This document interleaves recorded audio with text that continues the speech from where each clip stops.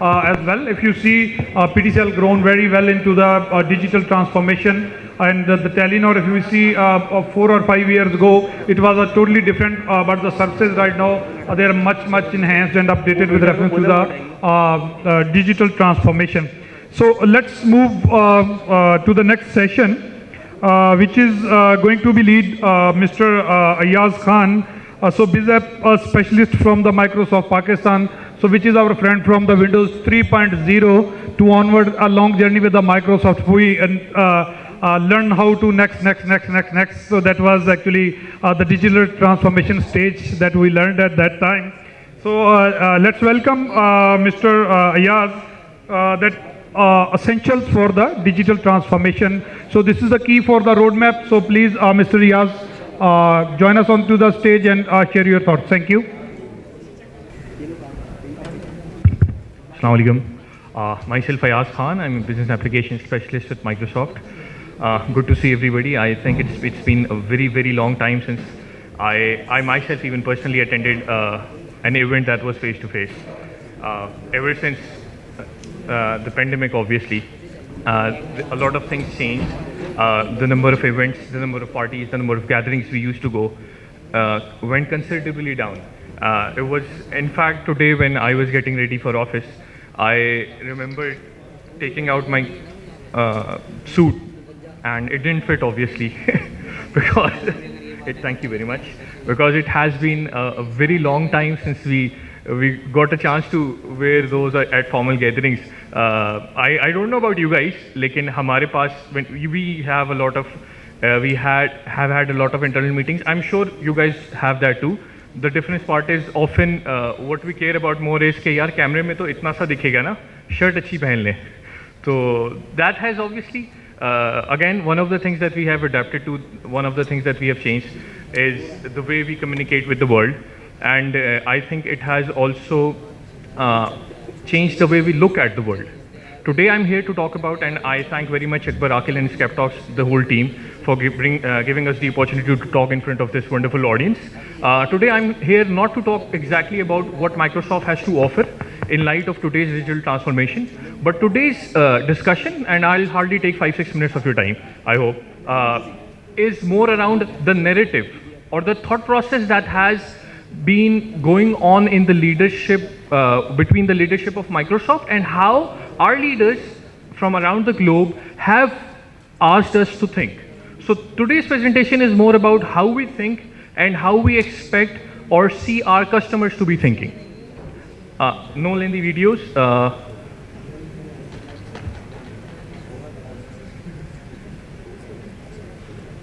नहीं चला देखते चला जबरदस्त. Okay, the first point, obviously, the topic, the theme of today's presentation, today's event also is digital transformation. I'm sure you guys have heard a lot about digital transformation since morning. The past year has been, as I said in the beginning also, the past year has been very demanding for organizations. Not just in terms of the way they're investing in IT, not just in terms of the kind of technology they're using, but also in terms of transforming the whole organization. We have come to a point, I mean 2021 was a point, 2020 was a point in every organization where most of the organizations here in Pakistan were talking about how to implement digital technology or how to leverage technology to make best use of it. But 2022 has been more around what the technology can do for us today and moving forward. Are we prepared for the next change? Now, thankfully, the question has changed, and the question is very simple in front of us. Is technology the only thing that needs to be changed, or are there any other elements that we need to look into within the organization that can help us take most advantage out of the investments that we do in our technology, in our people, in our culture and organization as a whole. The first point that we realize when moving away from the pandemic today is that digital transformation may now be dubbed as digital acceleration. And digital acceleration again is,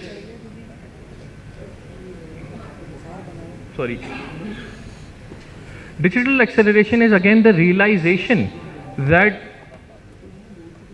the way we have been moving forward has been slower than some of the organizations. And again, it's not about how we were hit by the pandemic. It's also about realizing that some of the organizations had foreseen such an event, not in terms of how the pandemic would actually evolve, but in terms of what if they had prepared 2-3 different contingency plans, depending from organization to organization, to think out of the box of the problems that their organization could face. Coming from Microsoft, one of the most famous products that we have is Teams. Microsoft Teams, or Skype as it was known some time ago, is a very simple to understand tool. It is not something for which most organizations require a 50-hour or a 60-hour training. It is something that a teenager today, or even somebody younger than a teenager, can open, start collaborating. With the advent of technology in our hands, with the smartphones that we're using, even if you're not using Teams or any other enterprise social collaborative network platform, everybody understands how a WhatsApp call is done. If some of your relatives or friends are in the Middle East, you would know what Botem is or what Google Do is, and how you would go around the challenge of if WhatsApp doesn't work there. The whole idea is today is about acceleration. It's not just only about thinking what to do in the best interest of company if everything goes as planned, but now it has become a part of DNA of every company's planning, that we need to also think of alternatives. What if something else happens? What if things do not turn out to be the way they are supposed to be? And we as Microsoft think that the most important element that we have come up with, or the most important realization that we have come up with, in light of the changes that were made during the pandemic, and in light of the developments that were made during the pandemic, and also in light of the advancements that were made during the pandemic, that there is a collective sense of optimism. I think a lot of organizations today, if they reflect back on how they were thinking about business in 2019, 2020, and let's not say 2019, but 2020 and 21 specifically, I think most of you can actually congratulate yourselves that you have come out from a time that you did not think was possible. And most of you, and I congratulate most of you, have come out stronger than before. Is it not so?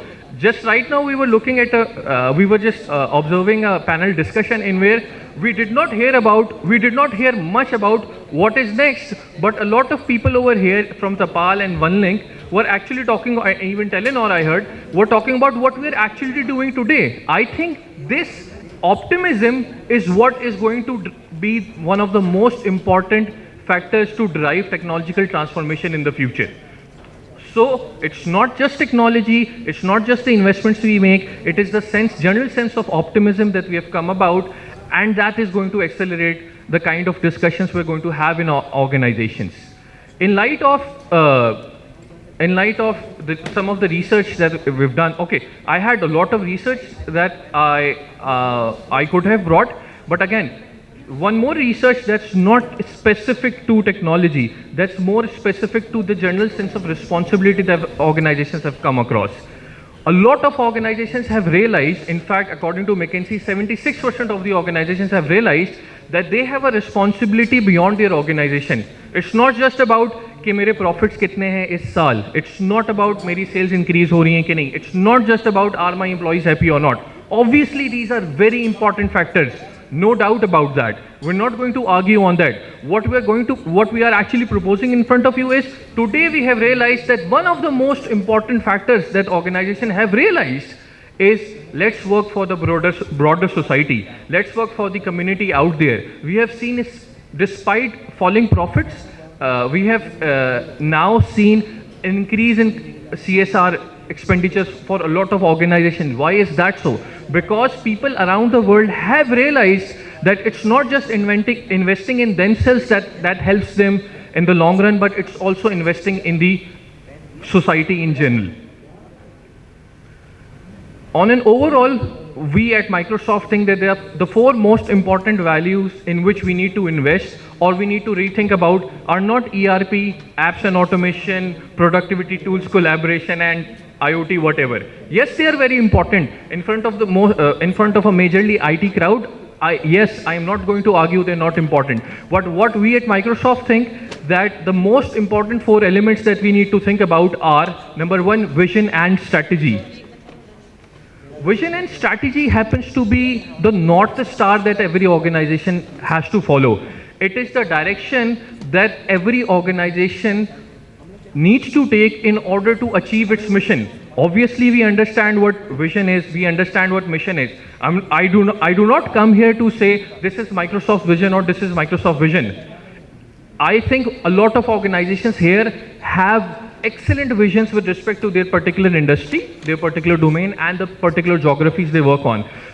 What I come here to say is, I think it is really time to think of our vision and the strategy. Have we thought about the broader society when setting our vision? Have we thought about contingencies when setting up our strategy? Because if our vision and strategies do not align with something that we cannot foresee, I think we have not learned from the pandemic.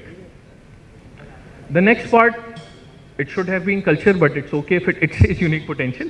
The next part is definitely culture. Culture is a very, very important thing.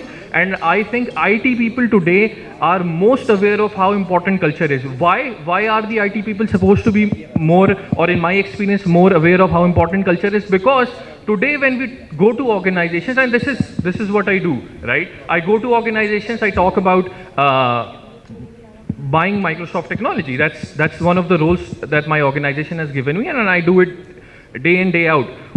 One of the most important things that we have realized is that now IT needs to have more buy-in from the business stakeholders, because business stakeholders, be it HR or commerce or finance, have understood that they need to have more input in the kind of technology that the organization needs to invest in. The next part, or the third part, is unique potential. Each of your organizations have unique potential, and capabilities is the last thing I'm going to talk about. So as I can see that I've exceeded my time, so don't you worry, guys. It's just a few tidbits that I was here to talk about.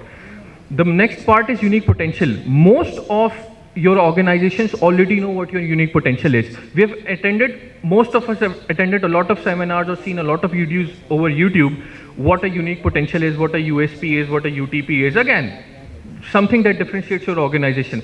Is that something which differentiates your organization in line with your vision, in line with the contingencies, in line with the strategies? Because if you're not making best use of your unique potential, I think there is more that your organization can do, and they need to rethink and invest in that.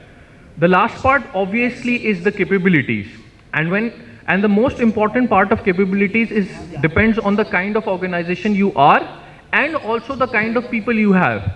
We have seen day in and day out organizations that may be very good in the apparel industry or may be very good in the energy industry, but when we go and talk to their teams, they do not count their core activity as their strong capability. Some come out and say, you know what, we think that our HR is one of the most important department of our organization. And we say, why? They say because of the kind of investments that HR enables us to do, no other department has been done.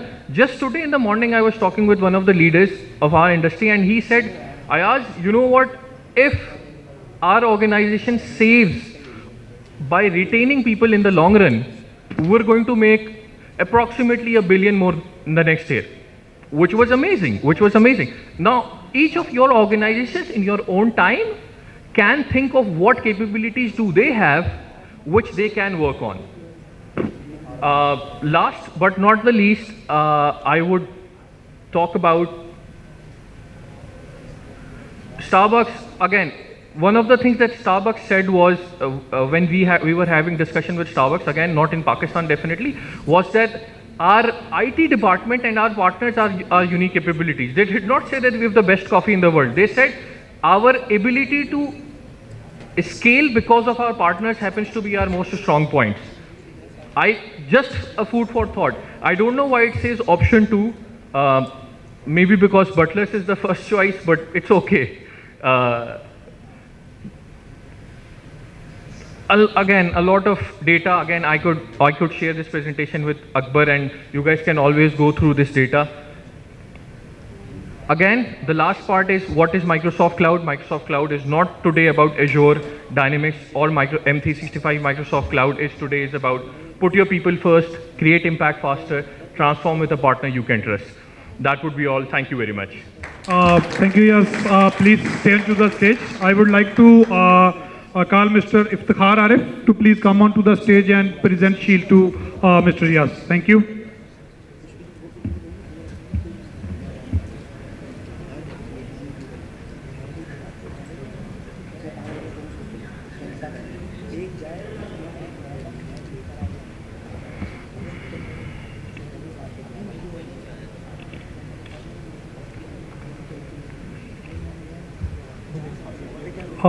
So proceeding to the next, we talked all about the digital transformation.